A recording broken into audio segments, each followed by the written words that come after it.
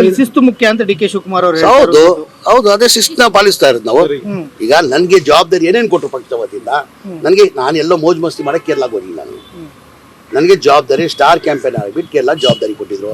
ಅದು 8 ಡಿಸ್ಟಿಕ್ ಕೊಟ್ಟಿದ್ರು, 8 ಡಿಸ್ಟಿಕ್ ಕೊಟ್ಟಿದ್ರು. ನನಗೆ ಆ್ಯಕ್ಚುಲಿ 7ನೇ ತಾರೀಕುವರೆಗೂ ಇತ್ತು.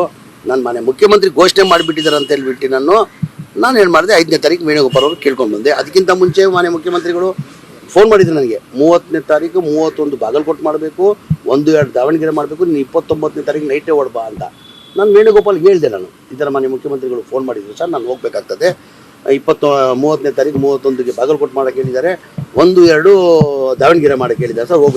ಇಲ್ಲ ನಾನು ಮುಖ್ಯಮಂತ್ರಿ ಜೊತೆ ಮಾತಾಡ್ತೀನಿ ಅಂತ ಮುಖ್ಯಮಂತ್ರಿ ಜೊತೆ ವೇಣುಗೋಪಾಲೇ ಮಾತಾಡಿದ್ದಾರೆ. ಇಲ್ಲ ಅಗತ್ಯ ಇದೆ, ಅವರು 4ನೇ ತಾರೀಕುವರೆಗೂ ನಾನು ಕಳ್ಸೋಕ್ಕಾಗಲ್ಲ ಅಂತ ವೇಣುಗೋಪಾಲ್ ಮುಖ್ಯಮಂತ್ರಿಗೆ ಮಾತಾಡಿದ್ದಾರೆ.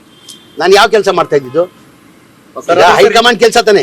ನಾನು ಕೇರಳದಲ್ಲಿ ನಾನೇನ್ ಮೋದ್ ಮಸ್ತಿ ಮಾಡ್ಕೊಂಡಿದ್ನಾ? ನಾನು ಮಾಡಿದ್ದು ಪಾರ್ಟಿ ಕೆಲಸನೇ ಮಾಡಿರೋದು.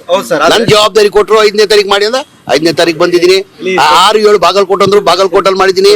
ಅಗತ್ಯ ದಾವಣಗೆರೆಯಲ್ಲಿ ಇದ್ರೆ 7ನೇ ತಾರೀಕು ಬರ್ತೀನಿ ಅಂತ ಹೇಳಿದೀನಿ. ಕರೆದಿದ್ರೆ ನಾನು ಬರ್ತಾ ಇದ್ದೆ.